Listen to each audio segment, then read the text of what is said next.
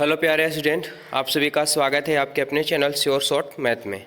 आज हम लोग देखने वाले हैं बिहार बोर्ड 2025 में सम्मिलित होने वाले 10th क्लास के विद्यार्थियों के लिए फिजिक्स का पहला चैप्टर प्रकाश का परिवर्तन का ये पार्ट 2 वीडियो है। इसके पहले बायोलॉजी का चैप्टर 1 से शुरू होकर के पूरा का पूरा इंपॉर्टेंट जो भी क्वेश्चन बनते हैं और सभी को सभी चैप्टर बाय चैप्टर क्लियर करते जा रहे हैं। हम फिजिक्स को स्टार्ट किए हैं, ये पार्ट 1 हो चुका, पार्ट 2 ये वीडियो है। आप लोग ज़रा फटाफट से बताएंगे इसका राइट आंसर पता है कमेंट करेंगे, नहीं पता है याद करते चलेंगे।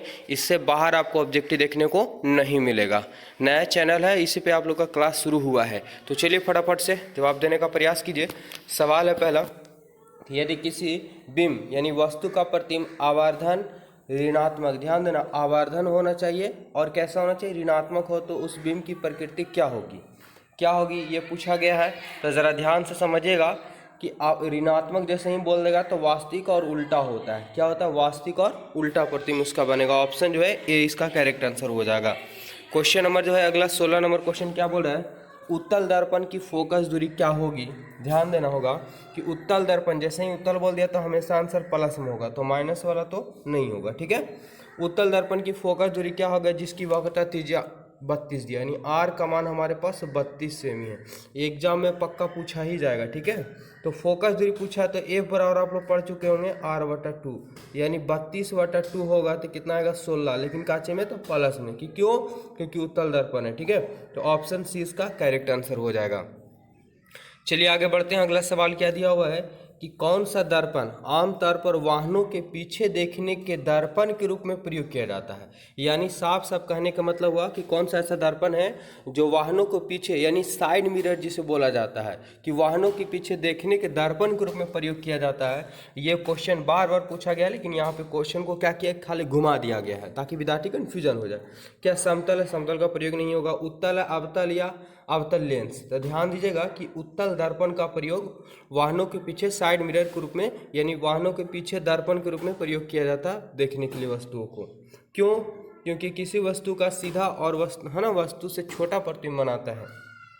अगला सवाल है कि दर्पण के सामने किसी भी दूरी पर स्थित वस्तु का प्रतिबिंब सीधा प्रतीत होता है तो वह दर्पण होगा। ध्यान समझना होगा कि वस्तु चाहे कितनी भी दूरी पर क्यों न स्थित हो, उसका कैसा प्रतिबिंब होना चाहिए, तो सीधा प्रतिबिंब प्राप्त होता है, तो वह दर्पण कौन होगा।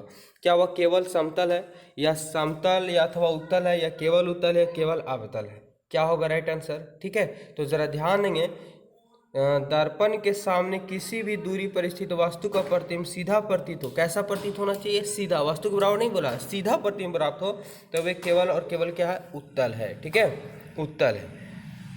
आगे बढ़ते हैं अगले सवाल की ओर बात करें। 19 नंबर सवाल क्या दिया हुआ है कि किसी कार का अग्रदीप में प्रयुक्त दर्पण, अग्रदीप मतलब कहने का मतलब कि जो कार वगैरह का शीशा होता है आगे में जो लगा रहता है, यानी आगे देखने के लिए, ठीक है, आगे देखने के लिए जो प्रयोग किया जाता है, तो उसमें कौन सा होता है, क्या अवतल दर्पण होता है, समतल दर्पण या उत्तल होता है, या समतल दर्पण होता है या उत्तल दर्पण होता है। 19 नंबर सवाल का आंसर तो याद रखेंगे, वाहनों के पीछे देखने के रूप में जो बाहर में शीशा लगा हुआ रहता है, निकला हुआ रहता है, तो वो होता है क्या, उत्तल होता है। लेकिन आगे देखने के लिए जो प्रयोग किया जाता है वो होता है अवतल दर्पण होता है। कन्फ्यूजन नहीं होना, पीछे देखने के लिए उत्तल और आगे देखने के लिए जो रहता है शीशा लंबा सा रहता है वो क्या होता है, अवतल होता है। चलिए आगे बढ़ते हैं। प्रकाश की किरणें गमन करती है, जो प्रकाश की किरणें होती है वो गमन करती है, क्या सीधी रेखा में, टेढ़ी रेखा में, किसी भी दिशा में, उपयुक्त में से सभी, क्या हो जाएंगे राइट आंसर 20 का।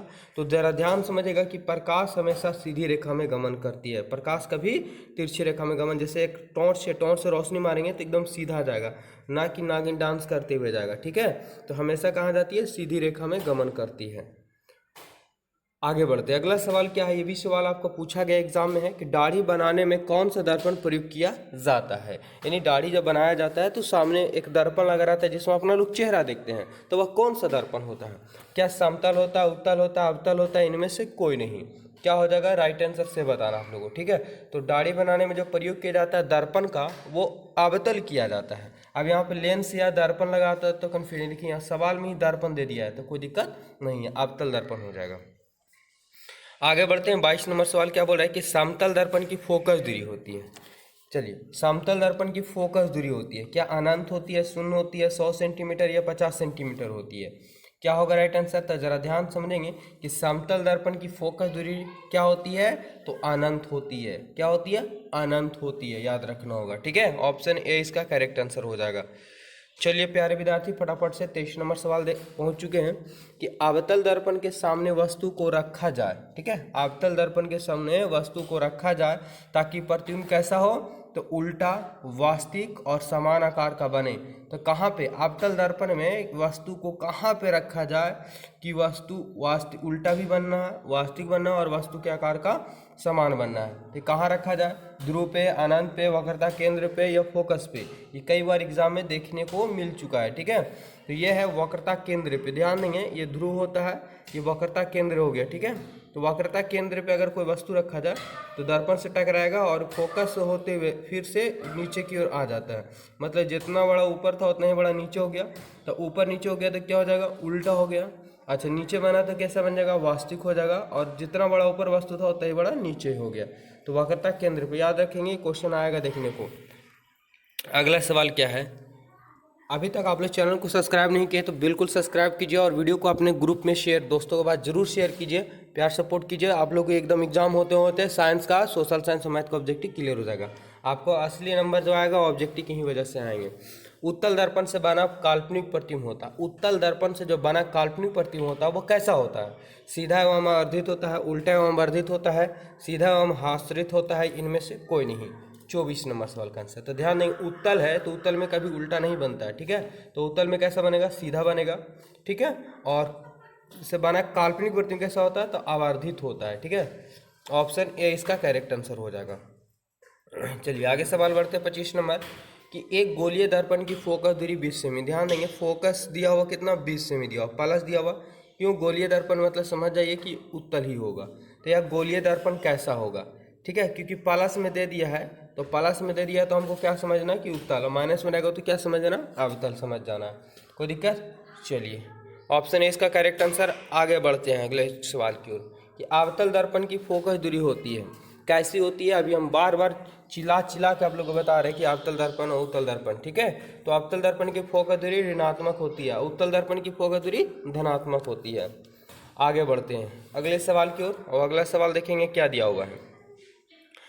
किसी अवतल दर्पण की फोकस दूरी एफ दूरी और उसकी वक्रता त्रिज्या आर है, तो निम्नलिखित में से कौन सा? ये पार्ट 1 में भी हो चुका है और इस पे व्यंजक जो है वो आपको एग्जाम में पूछने बार बार देखने को मिलता है हर साल। ठीक है, तो व्यंजक को भी सिद्ध कर लीजिएगा और ध्यान से समझना होगा इसका राइट आंसर क्या होगा। ठीक है, तो ये होता है एफ बराबर आर बटा 2 होता है। क्या ऑप्शन में कहीं पे दिया हुआ एफ बराबर आर बटा 2? नहीं दिया हुआ है, लेकिन आपको आंसर इसी में छुपा हुआ है। अगर हम तीसरा गुना करते हैं तो आर निकालेंगे तो 2f हो जाएगा।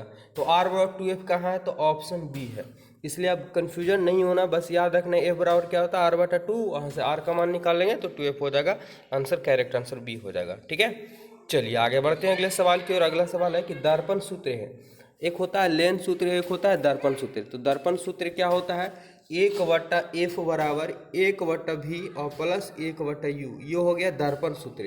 ठीक है, लेंस सूत्र 1/f बराबर 1/v माइनस 1/u होता है। ठीक है, तो ऊपर में है दर्पण और नीचे में क्या? लेंस है, तो कन्फ्यूजन नहीं होना। तो दर्पण सूत्र कहाँ है इनमें से, जरा बताइए फटाफट से। तो देखेंगे दर्पण सूत्र में बीच में प्लस होना चाहिए, तो क्या हो जाएगा? 1/v प्लस 1/u बराबर 1/f। ऑप्शन डी में हो जाएगा, 1/f को उधर कर दिया। ठीक है, ऑप्शन डी इसका करेक्ट आंसर हो जाएगा। चलिए 29 नंबर सवाल है, क्या दिया हुआ है कि यदि किसी वस्तु को एक दर्पण के सामने निकट रखने पर प्रतिबिंब सीधा बने। ठीक है, यदि एक वस्तु को दर्पण के सामने निकट रखने पर प्रतिबिंब कैसा बने? सीधा, किंतु दूर रखने पर उल्टा प्रतिबिंब बने तो वह दर्पण कैसा होगा? कैसा होगा ये बताना। तो जरा ध्यान देंगे कि उत्तल में तो कभी उल्टा बनता नहीं, हमेशा सीधा बनता है। समतल में जितना बड़ा वस्तु रहेगा उतना ही बड़ा प्रतिबिंब भी बनेगा। तो अवतल में यही प्रक्रिया होती है कि नज़दीक रखा जाए तो प्रतिबिंब सीधा बनता है, किंतु उल्टा है ना, दूर रखने पर वो कैसा हो जाता है? उल्टा प्रतिबिंब बनता है। वह दर्पण अवतल होता है। चलिए आगे बढ़ते हैं अगले सवाल की ओर। अगला सवाल है कि अनंत परिस्थित किसी बीम का प्रतिबिंब अवतल दर्पण के फोकसांतर पर बनता है तो उसका आवर्धन क्या होगा? यानी किसी वस्तु का प्रतिबिंब जब फोकस पर बनता है तो वस्तु का आवर्धन क्या होगा? आवर्धन यानी एम का मान क्या होगा? आप लोग को पता होगा एम v/u होता है। तो बताइए फटाफट से क्या होगा इसका राइट आंसर।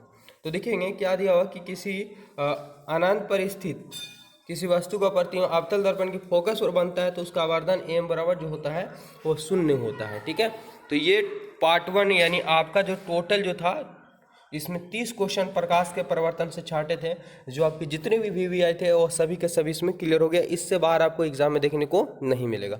कल इसका बाद चैप्टर जो चलेगा प्रकाश का अपवर्तन चलेगा। अब रेगुलर फिजिक्स का पूरा चैप्टर समाप्त हो जाएगा, केमिस्ट्री चलेगा, सोशल साइंस चलेगा, मैथ चलेगा, यानी आपको एग्जाम के पहले पूरा क्लियर करवा दिया जाएगा। बस आप लोग से एक रिक्वेस्ट है कि चैनल को अभी तक सब्सक्राइब नहीं किए तो सब्सक्राइब कर लीजिए, और जहाँ तक कि आपके ग्रुप जहाँ कोचिंग वगैरह में पढ़ते होंगे दोस्त रिलेटिव होगा उसके पास वीडियो थोड़ा शेयर कर दीजिए। ठीक है, धन्यवाद, मिलते हैं नेक्स्ट वीडियो में। जय हिंद।